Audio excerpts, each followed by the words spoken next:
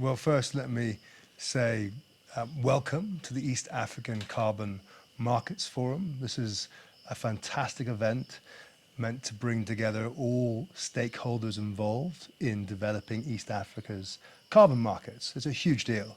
I'm Dr. Max Graham. I'm the founder and CEO of Space for Giants, an international conservation charity that's really got behind the carbon markets in East Africa for the purpose of restoring natural ecosystems. Africa's got huge potential to combat climate change through the process of generating carbon credits. It's a massive opportunity, create enormous prosperity, green jobs, but there are three challenges facing it right now. The first is an enabling environment for investment. Africa is currently not investor ready for the carbon credit industry. The second is making sure that credible partners and parties are developing these projects who have the capacity to do the science and do the monitoring and evaluation so that carbon credits have integrity and the marketplace can be confident in them. And then the third is a lack of early stage investment in good projects. A lot of investors and companies that have made net zero commitments, what they're doing is they're waiting for all the heavy lifting to be done by small to medium-sized NGOs and private sector operators, developers, whilst not being willing to invest in the early stages of the development of those projects. And that has got to change. We have to see a lot more funding going to early stage development, a lot more risk appetite by those companies that want to see carbon credits coming to the marketplace from this continent. So those are the three challenges that need to be addressed. Collaboration through the likes of this forum are absolutely critical because what they do is they send a message to government, to investors, to technical partners about the needs of the sector to grow. And that's critical. We need to see much more investment in capacity building at a government level to create the right regulations. That's the first thing. The second thing is we need to see investors coming together to send a message around what they need and require for this sector to be easy to invest in, to be profitable to invest in. That's absolutely critical. And then, of course, the third is we need to see through this collaboration then there being projects, developers working in terms of a broader landscape collaboratively, so you don't have overlap and competition where there doesn't need to be any. So these are some of the areas that I expect to see come out of this forum, and I'm very excited about.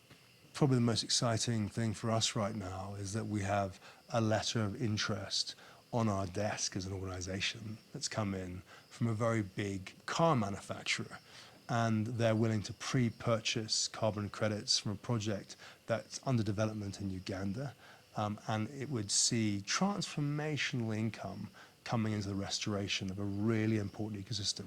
That's hugely exciting because that gives us confidence that this is real, this can really be done, there's a great opportunity for the continent. But of course, we haven't signed that. We haven't got the right mandate from government to proceed. We haven't got all the stakeholders on board. But the very fact that it's there demonstrates there is a light at the end of the tunnel here, which is great. The first big change that we're seeing is there's such an improvement in standards in the voluntary market. We're seeing, because of the marketplace making demands on the integrity of carbon credits, ensuring that these carbon credits are real, that they really have removed or avoided a ton of carbon being put into the atmosphere. That means that every carbon credit that's generated has to be of the right standard. And the voluntary market and the standards agencies are driving that process. When the market squeals because carbon projects have been suspended, I celebrate. That's a great outcome. That demonstrates that standards agencies are demanding that these projects do better. So when you see these standards improving, it means that these carbon credits will have such integrity that they could jump across to the compliance market where there's a lot more value. So That excites me to see this voluntary market improving, and that will have consequences in terms of the price of carbon credits, which has knock-on impacts in terms of what can be achieved and ultimately what jobs can be created on the continent. Secondly, we're going to start seeing the impact of Article 6 from the climate change conferences, and this is specifically with regards to the UN climate change framework.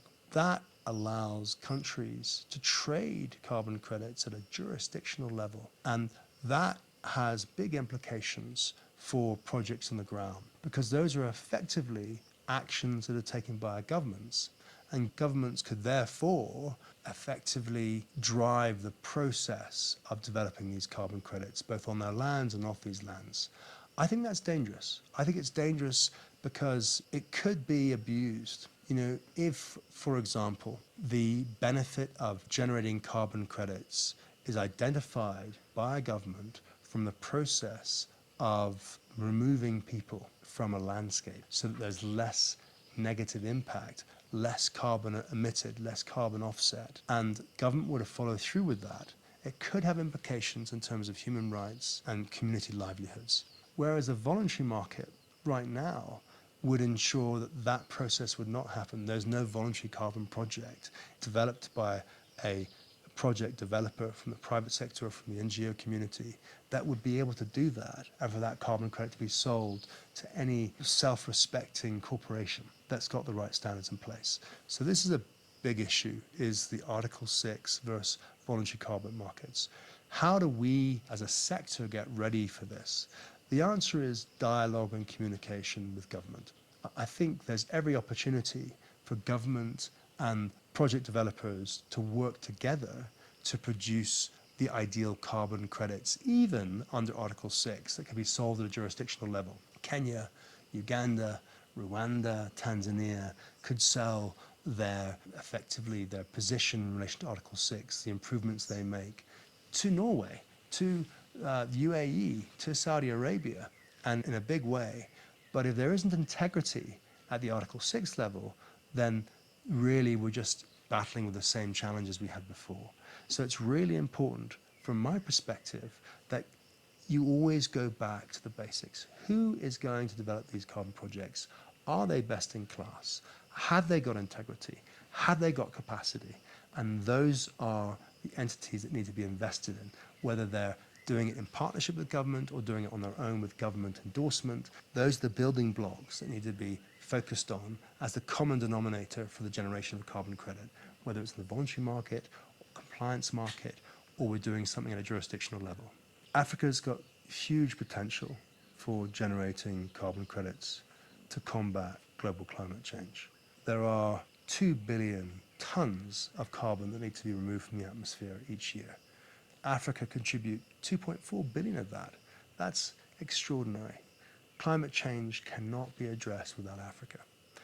But if this is going to happen, if we're going to see this opportunity seized, it needs 3 things: an enabling environment for investment, early stage investment from investors and from the corporations that have made net zero commitments, and we need to have credible partners and parties, developers on the ground that we invest in. And with those 3 critical ingredients, we could build the most extraordinary green economy on this continent that could help young people achieve their aspirations, jobs and prosperity from the green sector. It's there within our grasp. But we have to overcome the challenges and the instincts to overtax a brand new sector, to underinvest in a new sector, and to allow cowboys to run these projects and sell them to the marketplace. And if we can do those 3 things, I am so confident this continent is going to benefit enormously, and so is our planet. Thank you.